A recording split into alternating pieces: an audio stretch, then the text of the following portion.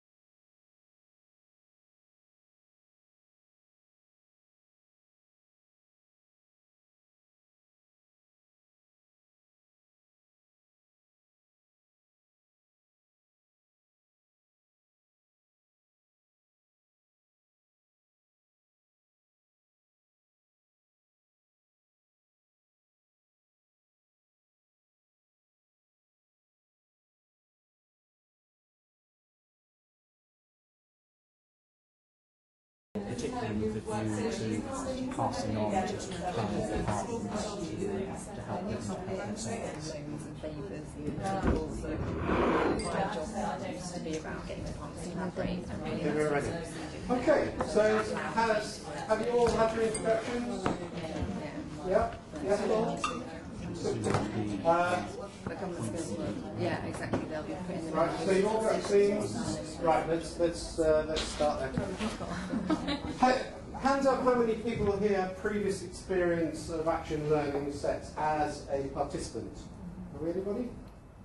No. Anyone as a facilitator of an action learning set? Yeah. 2 here. 3. 3 people here. Right, okay, good. That sort of helps me to sort of know why I need to pitch this. So that's really important. Right, what were the themes that came out? What about your table? What sort of themes came out in terms of the discussion? People tend to have a basic knowledge of what it is and what's involved. It's really developing that today. Right. Finding out more about how to run the process and actually. Right, yeah. So getting a bit deeper understanding of what it is, rather than sort of that level that says it's something to do with learning organisations, and we'll go a bit deeper into that. Yeah. What about here? Well, we have the opposite really. None of us really have much experience in it at all, so we're actually wanting to understand a little bit more about how it could be used, and then to see how we might apply it in How you might use it, right? Is that fair? Great. Yeah. Yeah, so what are the possibilities of it? Great. Good. And what about over here? What was the theme? Bit of a mixture. I think some wanting to use it in their own workplaces, Mm-hmm. and others of us wanting to use it to help other people. Right. So some using it practically in the workplace and others helping others to use it. Right. Okay. That's lovely. So in fact, that's like 2 uses of it. Right. And what about here? What do we have here? I think just doing some sort of practical application of Uh-huh. to do it. Right. So they had to do it then. Yeah. Okay. That's lovely. Great. So yeah, I think if I think back to when I first came across action learning sets, it was a long time ago. People like Tom Burgoyne and John Adair and that was playing around with the notion of, playing around, a few years they've been doing this around the learning organisation and how do you transfer learning between people and how to deal with some of the questions that people have that maybe can't get dealt with so easily through a sort of textbook or through a training course. There's something about the way people can share experience and build by learning from other people's experience and exploration. So yeah, and it raised questions like, well, how do you do this thing called action learning? What is it, and what comes out from it?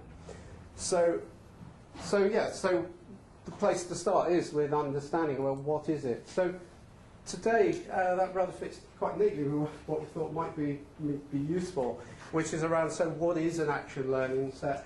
How is this set going to work? How do they work?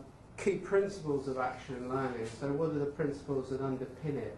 Because it's really important when you're setting up action learning to help people understand that. So spending time at the front end, actually communicating to people what this thing called action learning is going to be and what's it going to mean to be committed to it is a really important thing. But what is action learning? Well, it is a powerful and practical approach to fostering learning in the workplace.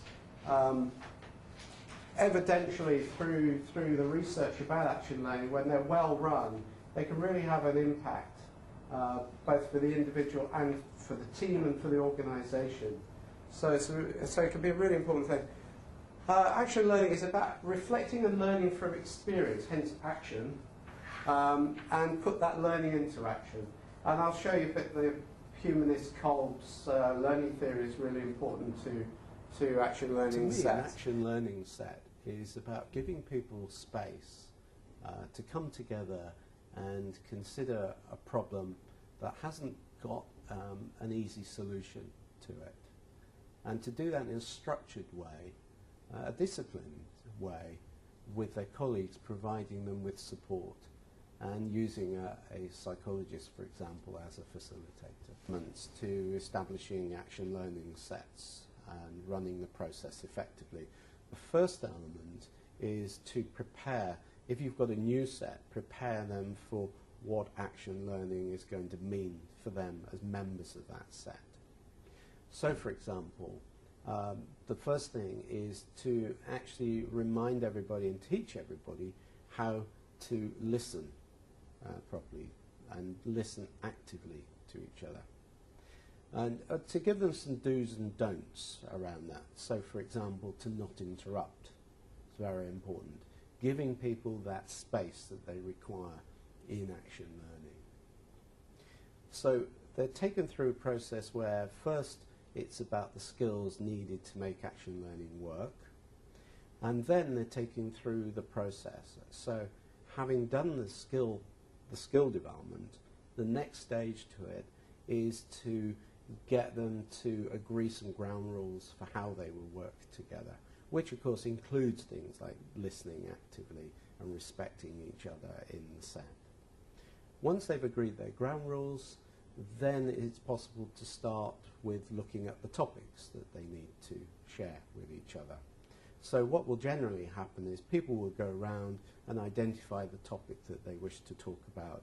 And some people may say, I don't want to talk about anything this week. So they'll then agree their topics, and what will happen is the facilitator will encourage them to say how long do they need on each of those topics. Very often that's underestimated, but it's a good starting point, and somebody may say, I want 5 minutes, somebody may say they want 10, and that can always be negotiated later. Then when they've agreed their topics and they've run the set through the topic areas, at the end of it there will then be a review. So in the review they'll look at the set and say, how did we do in that set? So the action learning set will say what they want to improve and what worked well for them. So that in the next action learning set they take that learning into the next one and they improve the way they work together. And the facilitator will be helping them through that process all the way. So that's the first element. Now, the second element is breaking that down further from the general process down to focus on the individual process. So when working with the individual, what the facilitator will do is invite the individual to now share their topic area and encourage the rest of the group to use the knowledge and skills that they've got around active listening, using the appropriate interventions, as we call it, to help the individual talk about the issue they've got, unpick it, analyse what they need to do, and agree some actions that they're going to take, from which the name Action Learning comes. And what will then happen is, by the end of that session, they will have summarised what they need to do and be able to then move on back into the workplace with the actions that they're going to take. And the facilitator in the group will hold them to that agreement that by the next time they come back, they will then come back into the set to reflect on what happened, so what actions they took. So this links to Kolb's learning cycle, the notion of preparing for action, taking action, coming back into the set to reflect on it, and maybe get more meaning to what that piece of learning meant for them. And they may then adjust again through that discovery, through that action learning set, some more actions that they take out with them into the workplace. And that's basically the cycle that the action learning set will go through at an individual level. I think people will come into an action learning event to learn about how psychology can be applied in a practical organisational setting, and see how psychologists can add value in the workplace.